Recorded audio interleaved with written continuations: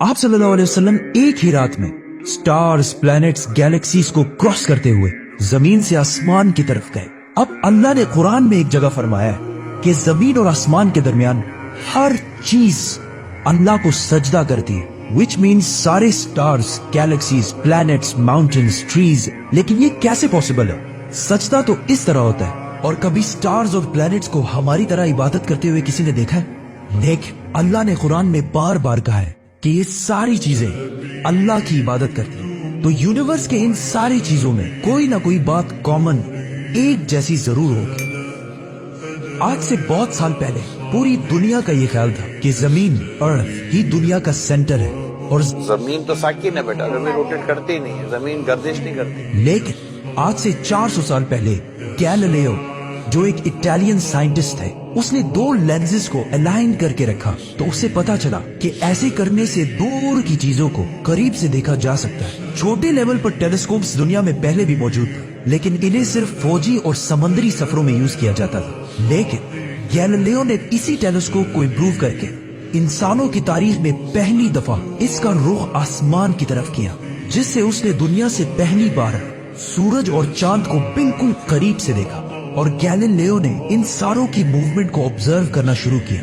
1300 दुनियाओं को अगर मिला लिया जाए, इससे एक जुपिटर बनता है। गैलीलियो ने देखा कि ये भी बाकी प्लैनेट्स की तरह गोल है, लेकिन जुपिटर के ऊपर जो लाइट है वो महीने के डिफरेंट दिनों में बिल्कुल बदल रही है। और उसने देखा कि वीनस और सैटर्न का भी यही हाल है। अब ये सब कुछ तभी पॉसिबल था कि अगर ये सारी चीजें सूरज के गिर्द घूम रही हो, दुनिया के नहीं। गैलीलियो ने ये बातें पूरी दुनिया को बताई कि यूनिवर्स का सेंटर दुनिया नहीं बल्कि सूरज है। लेकिन इस बात को सुनकर यूरोप के सारे चर्चेस उसके दुश्मन बन गए, क्योंकि उस जमाने के पोप का ये ख्याल था कि जमीन ही यूनिवर्स का सेंटर है। और सिर्फ पोप का नहीं, पूरी दुनिया का ये ख्याल, जमीन तो साकिन है। जिसकी वजह से गैलीलियो को चर्च से ये सजा मिली कि वो हमेशा के लिए घर में बंद कर दिया जाएगा। लेकिन गैलीलियो ने अपना काम जारी रखा और उसकी इन रिसर्चेस को बाद में पूरी दुनिया ने माना। इवन पोप ने भी गैलीलियो के मरने के 350 साल बाद पूरी दुनिया के सामने उससे माफी मांगी और कहा कि हम गलत थे और आप सही थे। आहिस्ता आहिस्ता हमें पता चला कि जमीन यूनिवर्स का सेंटर नहीं है, बल्कि ये सूरज के गिर्द घूमती है। और सूरज भी कोई इतनी बड़ी चीज नहीं है, बल्कि सूरज तो इसके जैसे अरबों खरबों स्टार्स की तरह मिल्की वे गैलेक्सी का एक छोटा सा हिस्सा है। और ये मिल्की वे गैलेक्सी अरबों स्टार्स से बनी हुई है और ये सारे बिलियंस ऑफ स्टार्स एक ही सर्कल में घूम रहे हैं। हम तो सूरज के गिर्द घूम रहे हैं, तो सूरज जैसे अरबों खरबों स्टार्स मिलकर किसके गिर्द घूम रहे हैं? Super massive black hole have a supermassive black hole at their center.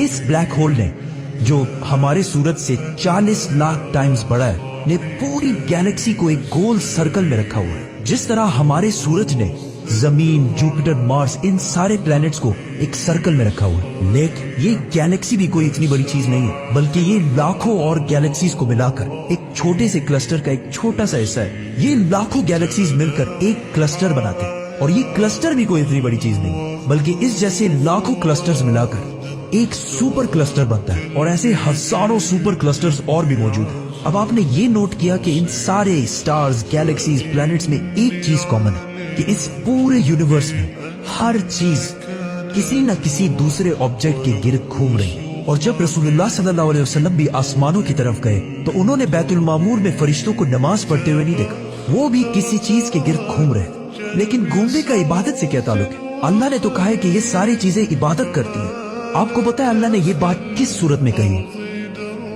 सूरह हज में। हज में मुसलमान पूरी दुनिया से इस्लाम के सबसे मुकद्दस और होली जगह काबा के पास जाते हैं और बार बार इसके गिर्द घूमते हैं। अब इस सर्कल करने का मतलब क्या है? जब मुसलमान काबा के गिर्द घूमता है तो वो उस वक्त अकेला नहीं घूम रहा होता, बल्कि चांद, प्लैनेट, स्टार्स, गैलेक्सीज, क्लस्टर्स सारों के साथ एक ही इबादत में शामिल हो जाते हैं। तो ये सारी चीजें हमारी तरह इबादत नहीं करते, बल्कि हम मक्का जाकर इनकी तरह इबादत करते हैं। लेकिन इस आयत में तो लिखा है कि ये सारी चीजें अल्लाह को सजदा करती है। सजदा का मतलब सिर्फ हमारे वाला सजदा नहीं है, बल्कि अल्लाह के निजाम के मुताबिक चलने को भी सजदा कह सकते हैं। लेकिन अल्लाह ने इस आयत में सिर्फ स्टार्स, गैलेक्सीज और प्लैनेट्स का नहीं कहा, बल्कि हर चीज, पहाड़, दरख्त, जानवर, सब का कहा है। ये तो सर्कल्स में नहीं घूमते। आज से हजारों साल पहले एंशियंट ग्रीस में ये कॉन्सेप्ट बना कि कायनात की हर चीज एक बहुत ही छोटे पार्टिकल एटम से बनी हुई है, जिसको फिर 2000 साल तक पूरी दुनिया भूल गई। लेकिन आज से 200 साल पहले इस कॉन्सेप्ट पर रिसर्च दोबारा शुरू हुई और साइंसदानों की रिसर्च से पता चला कि एटम सबसे छोटा पार्टिकल नहीं है, बल्कि इसके अंदर और भी पार्टिकल्स हैं, जैसे प्रोटॉन्स, न्यूट्रॉन्स, इलेक्ट्रॉन्स। प्रोटॉन्स और न्यूट्रॉन्स हमेशा एटम के सेंटर में होते हैं और इलेक्ट्रॉन्स हमेशा इनके गिर्द घूम रहे होते हैं, ऑलमोस्ट बिल्कुल उसी तरह जिस तरह प्लैनेट सूरज के गिर्द घूमते हैं और स्टार्स ब्लैक होल के गिर्द घूमते हैं। जिसका मतलब है कि कायनात की हर चीज चाहते या ना चाहते हुए किसी ना किसी चीज का तवाफ कर रही है। और जब कोई मुसलमान काबा का तवाफ करने जाता है तो वो कायनात की हर छोटी से छोटी चीज, जैसे एटम के अंदर इलेक्ट्रॉन से लेकर कायनात के सबसे बड़े ऑब्जेक्ट्स, प्लैनेट्स, स्टार्स, गैलेक्सीज और इवन बैतुल मामूर में फरिश्तों के साथ एक ही इबादत में शामिल हो जाते हैं।